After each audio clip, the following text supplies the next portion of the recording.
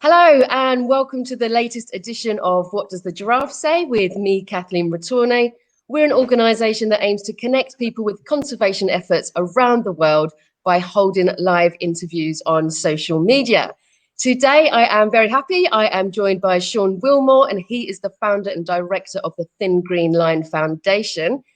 So Sean, I'm going to hand over to you for a bit. If you could just explain a little bit about yourself. And I also understand the organisation was set up because you were travelling the world doing a documentary on the work that rangers were doing. So if you could talk us a little bit about this as well. Yeah, great. Thanks, Kathleen. And hi, everyone. And thanks for having me on to talk about what I'm passionate about, which is conservation and particularly rangers. For me, it started, probably a long time before it really started, but I met a bunch of rangers actually at a World Ranger Congress in the south of Australia, the very southern tip of Australia. And they told me amazing stories of where they work and how they work, but also some of the tragedy, and pull back shirts and show me bullet wounds, and pull back hair and show me machete wounds. And that was the tragic side of it. And they told it with such ease as well. And then one thing led to another, and I decided I had to go visit these rangers around the world. And I thought that would be, great, but also a little bit selfish. What could I do with that? And I thought, let's tell the story about my colleagues around the world. So it really started as an idea of making, I suppose, a bit of a documentary about my colleagues and their struggles and their funny stories too, because they have amazing adventures and incredible situations everyday people just don't get to have. And then as I was traveling the world doing that, I thought, well, what am I going to do with this? I'm going to make a little bit of money. What will I do with it? Eventually, there's a lot of steps in between here, but eventually it led into the Thin Green Line documentary, turning to the Thin Green Line Foundation. And out of pure need of rangers around the world, particularly the families of rangers killed in the line of duty, but also then that's grown to being training and equipping and all sorts of things. So from a small idea about telling the story of my colleagues, it turned into a foundation supporting their work. I absolutely love that. So I know that you had a background in conservation beforehand. What work were you doing previously? Yeah, I was a park ranger myself. So, I'd done a science degree. I knew I wanted to work in the environment somewhere. I toyed with the idea of research, and but realised you weren't out in the field that much, and I enjoyed being out in the field. And the ranger work over here hit the nail on the head for me. It was that combination of, well, just about anything could happen any day. So, you go to work and literally you could be doing your paperwork, which unfortunately there's too much of in a ranger's job these days. But you could be doing rescues, firework, pest animal control, pest plant control, wildlife rehabilitation. The list just went on, and it was a really exciting job. In fact, I miss it now because I'm no longer a ranger, but working for rangers. So I miss the hands-on part of it, but I've got another job to do now. And kind of we've touched on it briefly, but rangers do an incredibly dangerous job. I mean, you yourself, you've been ambushed, been charged by elephants, all those kind of things, and it's an incredibly difficult environment to be working in. What gives you the motivation to keep going?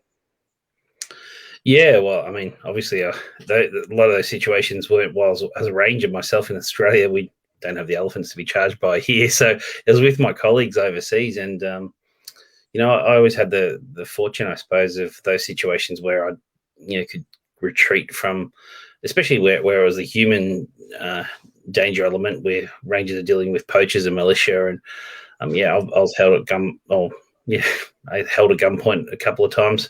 One time I had to pretend to be a priest and bless the militia so they'd let us go. And that was always, we remind ourselves of that story with the rangers I was with a laugh, especially, me being a priest. It's kind of a funny concept. So I've experienced that danger, but it really sat on me too in that situation. That was in Congo, actually in Virunga. And a ranger said to me, living there, he said, I had to run with my children half a dozen times with bullets flying when militia were entering the park. And he said, it's not the fact that I have to run from the bullets with my family. He goes, it's the fact I don't know when it's coming. Is it 6 minutes, 6 days, 6 months? So I'm always on my toes. And I only felt that when I left that area after being in there for 2 weeks. And so living on adrenaline that whole time, I mean, it's exhausting. You know, I was only there for a short portion of time. They're doing it every day. So I suppose, why do I keep going? How do I keep going? Well, you know, I get to have breaks from it. It's hard work keeping the foundation going and doing that work, but I'm just easily reminded of the sacrifice my Ranger colleagues are making every day. So that's enough to keep me going. Yeah. And you have quite a few different kind of aspects of your project and your foundation. One of the things I really love about what work you guys doing is there's a big sense of empowerment. You do a lot of training and a lot of sharing of knowledge, particularly within different local communities. Can you talk to us a little bit about some of the work you've done here and how this sharing of knowledge happens? Yeah, well, Rangers themselves, whether formally trained or informally trained, a lot of them are local Indigenous people, or, you know, from local communities surrounding protected areas. So they have a lot of knowledge to share, sometimes actually making do with very little to get the job done. So bringing Rangers together is a really big part of what we do as well. So we have the World Ranger Congress every 4 years. And look, it sounds like a junket when you say Congress and people getting together, but geez, if you want to be in an inspiring space with a group of 400 Rangers from around the world who all give everything they have to protect nature, it's a great place to be. And you know, Rangers are often quite isolated too.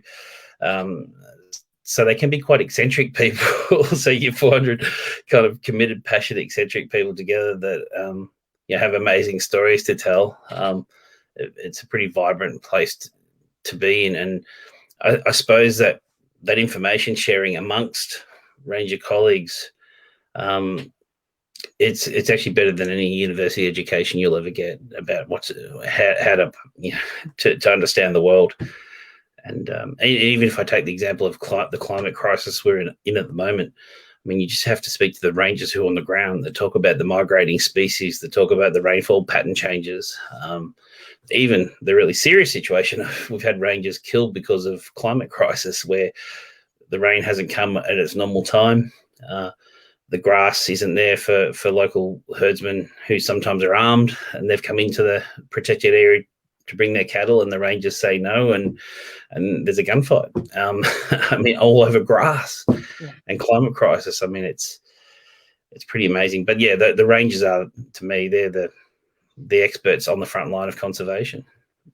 And do you find that by holding these conferences and stuff like that, I mean, as you said, they're normally working in very isolated conditions and in very tough conditions, that's going to have an effect kind of on your mental health as well? Do you find it works well for them to then be able to meet other people in the same boat and to share those stories? Oh, yeah, absolutely. Look, I won't pull any punches here. I mean, the Rangers, the parties are pretty good. I mean, there's a let off of steam, you know, a couple of beers, and people are telling funny stories. I mean, they're telling stories about being chased up trees by an elephant and then realizing there's, you know, 6 lions in the tree above them. They tell, you know, full on stories, you know, with a smile and you know, trying to outdo each other maybe sometimes, but there's a letting off of steam, but there's a sharing of knowledge as well. So, and I think it's a really cathartic experience for Rangers to just be able to tell their story to a group of people from around the world that already know a lot about who they are before they even start. So they don't have to explain everything. It's like, yeah, you know, the situation. Yeah. And also, one of the things that I love about your organisation as well is the support that you give, but also the fact that, you know, this is a very dangerous job, and unfortunately there may be times when lives are lost, and you've set up the Fallen Ranger Fund. Can you talk to us a little bit about this, and have you found that Rangers feel like they've got more support and that their families will be looked after if the worst should happen? Yeah, I suppose maybe just to bring the listeners into this a bit. I suppose imagine if you're working a job and you're seeing your colleagues killed in the line of duty, but then as a result, you saw also not only are they dead, but their families are destitute. They're kicked out of housing. The kids can't go to school anymore. So from sometimes the age of 8 or 9, they have to work in fields just to bring some bread to the table. You see, that's the reward you get for being a frontline conservationist called a ranger.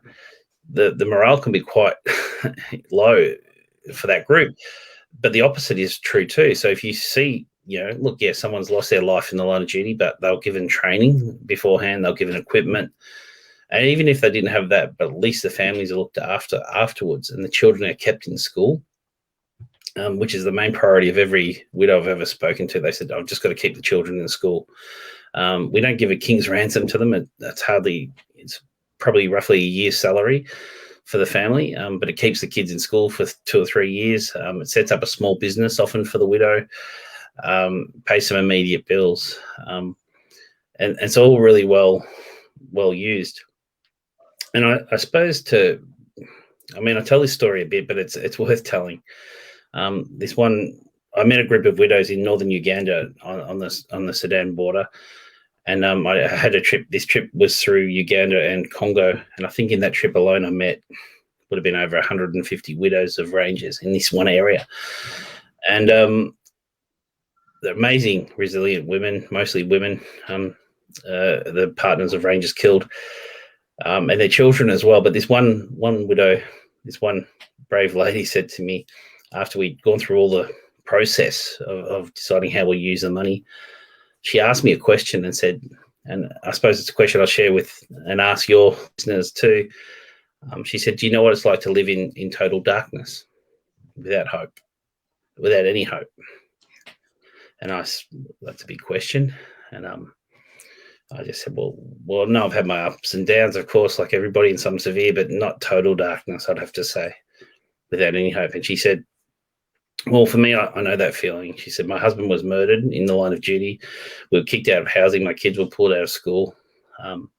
We're homeless. But the worst thing, she said, was watching your children have no potential for the future. Because where they were, if the children weren't educated, there was no ability to increase your lot in life. And they'd be destined to poverty for their whole life. And she said, I know that feeling. And she said, what you're doing here. And when she said what I'm doing, it's what the Thin Green Line Foundation does and our supporters. She said, this is shining a light into that darkness, just a beam, she said, just a little beam of light into that darkness. She said, and in that beam of light, I plan to plant a seed of hope for my family. And I just was gobsmacked. I was like, wow, how good's this lady? And I often remember her because when I feel like giving up, which is sometimes too, like, how do I keep this machine moving and getting the support out there? Well, I just think of that analogy of that beam of light with a seed. We don't have to, each of us, light up the whole room. We don't have to shine big spotlights and everything to do everything. But if we can all just put a beam of light into the darkness, then we've got some hope. So that's, I think of that. That's an incredible story. And I guess it's testament to you guys as well that you are actually making the difference, and it is appreciated by the people that you're working alongside.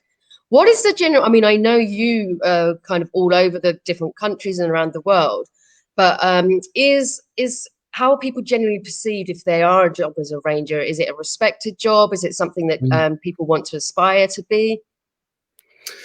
Yeah, it depends, I suppose, where you go around the world. But the common denominator, I suppose, is many rangers in hard areas say that don't want their children to be rangers. They say it's hard work, it's not respected enough, it's dangerous. And at the same time, they say that, but I would like my children to have these values. But the job is very difficult. So I suppose part of our job too is the advocacy side. So he's trying to reposition rangers in people's thinking, whether it be your listeners, whether it be people in business, whether it be celebrities that have a bigger microphone than us, to actually start repositioning Rangers, because when you think about it, I'm obviously biased. I do what I do with Rangers around the world, and I was the president of the International Ranger Federation for 7 years as well. So I preface that by saying I know I'm biased, but I think I've got a reason to be biased. Rangers are at the forefront of climate mitigation. They're protecting forests and ecosystems that soak up carbon. They're actually helping areas regenerate that soak up carbon.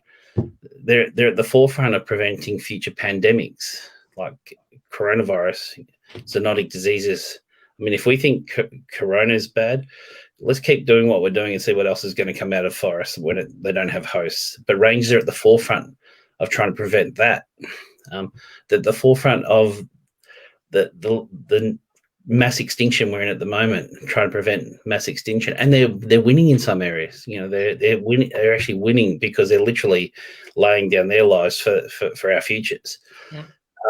So, geez, don't know if your local accountant's doing that, but there's, I can't think of another profession where people have so much to give on the front lines of conservation for all of us, for humanity, but for nature and the whole planet. I mean, yeah, we've got to start respecting rangers a bit more, and most rangers don't have the proper equipment. They don't have the proper training.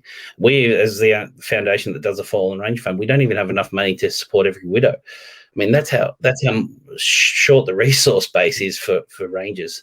So let's get serious, and let's get behind the people, the men and women on that front line of conservation and their families who are doing this good work. No, I completely agree. I think more light does need to be shone on the work that these people are doing, because it's such an all-encompassing role that they're covering. We've got a nice question actually coming through from Stacey Saddlefield, and she's based in the US. Hi, Stacey. She is asking, did you ever think of compiling a book of ranger stories to raise awareness and funds for the Thin Green Line? Good one, Stacey. The answer is yes, and I think I have a contract to finish a book that's well overdue. So I'm so busy actually just getting the support in, that getting the stories down. But yeah, I agree that I could think of a dozen stories, and I could reel off right now that both funny, tragic, and amazing stories of dedication. And I think it'd be a good book to put together. So one day. I mean, I completely agree with both of you. I think it would be, as you say, there's the hard work that they're doing, but also these stories of, people hiding from elephants only to find lions and stuff like that. So I think it would be a really interesting idea. And then kind of, we touched on it earlier when you were talking about pandemics and that sort of stuff. How has COVID impacted both the work that you're able to do in terms of raising funds and that kind of thing, but also, have you seen an increase in poaching across different countries as people are getting more desperate for food and for funds? Yeah. So COVID's had a massive impact for rangers around the world. A lot of nature-based tourism income that was really important for rangers has disappeared overnight, gone. So we've got sad cases of ranger organisations having to shut down. That's been a few. Most are struggling. They've had to put, if they can, any budget that they had for actually doing patrol work and other equipment or training, they've had to just push it across to salaries just to keep the rangers, even if it's part-time employed. So a lot of rangers are working on a third of their salary, a half. Some haven't been paid for months on end.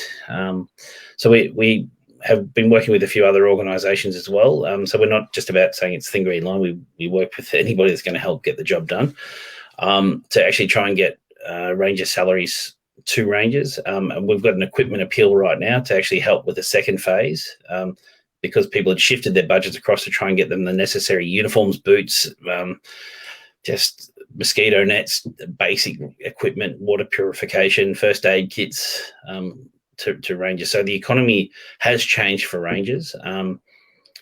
It's a desperate situation, but at the same time, we're also talking to some bigger organisations to try and reframe that economy that supports rangers. So rather than having the handout from tourism all the time, are there interesting other ways we can generate funds? And our director in the UK, Thin Green Line UK, Dr. Ian Redmond, our chair there, he's part of something called Rebalancing Nature, where they've actually worked out the price of carbon that one elephant sequesters during its whole life. And it's actually, it was $1.2 million, but it's gone up because the carbon price has gone up. So it's now over $2 million that one elephant its whole life sequests. And so you can actually put a carbon price in that, and it works out roughly to over $100 and something a day. You can pay, if people offset their carbon this way, you can pay local communities and rangers per elephant $100 per day. So if you've got a herd of 20 elephants, you can get $2,000 a day to support all those rangers in that area to do that work. So that, I mean, that's really exciting developments. I hope that can get moving in the international frameworks that we have, and the political inaction changes a bit, well, significantly. So yeah, it's been heavy. COVID's been heavy, but there's some things on the horizon that we're really hoping come through. I absolutely love that. I'd never heard that before. I think that's such an interesting way of looking at it, because unfortunately a lot of the world is driven by money, and if you can actually kind of put a price on keeping that elephant alive, then that's a win-win for everyone. Yeah, and Ian frames it too in a really great way. I mean, it feels always a bit weird to capitalize our natural world, because we should just inherently love it. I mean, come on, we can't do without it. But rather than talking about it as natural capital, and that's one way of thinking about it, but ecosystem services, that we're paying for the ecosystem services that nature gives us, because we've been taking out of that, out of the bank, if you like, of ecosystem services for far too long. We need to start putting back in to support the ecosystem services or nature around us. No, that's brilliant. As well as the stuff that you're doing, you mentioned earlier that you've been in conservation for quite a long time. So if people are looking at you for inspiration or anything like that, what kind of advice would you give? And is there anything that you know now that you wish you'd known earlier? Yeah, it's always interesting to give advice in tricky situations, I suppose. My first comment would be it's okay to feel overwhelmed, because that's normal. We're lucky to have really amazing people support Thin Green Line, and Dr. Jane Goodall is one of those people. And I speak to Jane, occasionally, regularly enough that we can get into some deeper conversations. And like even the greats like her, she can struggle too. Like she said, there's times where I have, and she's the doyen of hope. And she finds a way to keep hoping and keep trying. But there's moments in her thinking and her being, like all of us, where you go, wow, this is just overwhelming. I feel the same. Many people listening will feel the same. That's okay. That's natural. I mean, that means you just tuned into what's going on around you, which is a good thing. I suppose then it's how do you grab that and actually utilize that for change, use that energy in a positive way. And I suppose that's just by getting involved in whatever you can to help turn things around and do it. I mean, allow yourself to feel those frustrations, but then allow yourself to use that frustration and that energy into something positive. So, I mean, I felt like giving up, I don't know, dozens of times. Just in that you get overwhelmed. It's a hard thing in front of us. But if we do give up, then we have no hope. So keep on keeping on, and we don't know what's around the corner. We just don't know what's around the corner. So that little bit we're doing today just might be that little bit that's enough to help whatever's around the corner really roll on and get the big changes we need. So, yeah, that'd be my, well, not advice, I suppose, but more commentary. No, I think that's such an important message. I know that from talking with lots of different people on these shows and just in general, it can get incredibly overwhelming, and you can feel like, there's no end in sight. So it's important to kind of like celebrate the little wins and just keep focusing and sharing stories and hoping that, that more greater good can come from this. Yeah, and I suppose if I could share a little bit of that hope, I suppose, I mean, we know we're losing species every day. We know that there's forest being cleared every day. That's true. This is all true. But the little wins, like I'll give you two quick examples. One, when I first started doing this work in the early 2000s with Thin Green Line, I was made aware by my work in Uganda and Congo that there was around about 700 mountain gorillas left in the whole world. Now, those rangers and organisations that have been working on the ground, protecting mountain gorillas, literally giving their lives. So many rangers have died in that area protecting mountain gorillas. There's now over, I think it's 1,200 mountain gorillas left. There's been a concentrated effort to make sure they're protected. I mean, I know rangers that actually see them as their extended family. Yeah. That when a baby's born, they celebrate. When unfortunately one's poached or something happens, they almost have a funeral service, a memorial service. They know them so well. Yeah. From 600, 700 over to 1,000 plus. I wouldn't have the exact number now because they're being born every day. That's a success. Another area where we work really strongly with the Big Life Foundation in Kenya. They've got 1 million hectares in between 3 national parks. Now, there was hardly any wildlife left between these 3 national parks under Mount Kilimanjaro. They had, I think, 6 lions left in that whole area. Now, with the help of Big Life, but also the local community, the local Maasai elder, who's now my Alashale brother, they actually protected the lions. They said, no more killing of lions in this area. Let's protect the elephants and the whole wildlife, and we'll create employment. Well, now they've got 300 local rangers plus support staff. The lion population has gone up from 6 to near over 170 adults, and then as many young cubs as well. The elephant poaching has almost zeroed out. They've still got human-wildlife conflicts, but they're managing that too. So when we do give rangers resources, when we do give the local communities who are working as rangers resources, we can win. So there's my little 2 hope stories. Yeah, absolutely, they're brilliant stories. And then if people watching back home and they want to support you guys, what would be the best way for them to be able to do that? Just wherever you are, you can jump onto thingreenline.org.au, or if you're in the UK, .org.uk. So thingreenline.org.uk or .org.au. And if you can give, a donation, that's awesome. We'll get that to the ground, to the rangers. We've got a campaign at the moment for getting equipment, and we've got a major donor who's going to double up every donation up to $100,000. So, if you've got to spare $100,000, chuck that in and it's doubled. And that'll all go out to the ground. We've got 189 applications for support from rangers, totaling $8 million at the moment, which we don't have in reserve. So whatever we can get is going to go straight out to the field. You can get onto our website and check out information about what we do. Get onto our social media, keep up with the stories, and share the Thin Green Line's work with all your friends, and say this is really important work being done for the heroes of conservation, in my view. And I hope yours too now. Excellent. Thank you. All right. Well, I've only got one more question left. If you're watching this back home and you'd like to put a question to Sean, then just pop it in the comments and I will put it to him. You just told 2 incredible stories of hope there, but I wanted to know for you personally throughout your career, what's been your favorite success story? Yeah. Wow. That's a big one, because there's been so many things that we've been involved in. I suppose personally, my favorite success story is just still being here doing this work. So that's a success continuing in the work for me personally, just because it is so full on, and just finding the support from my team, from my family, from the rangers around the world to keep going. That's and I suppose that success is the amazing friendships I've made with rangers around the world. That success for me is like when you can turn to your left or right and you're surrounded by good people. Yeah.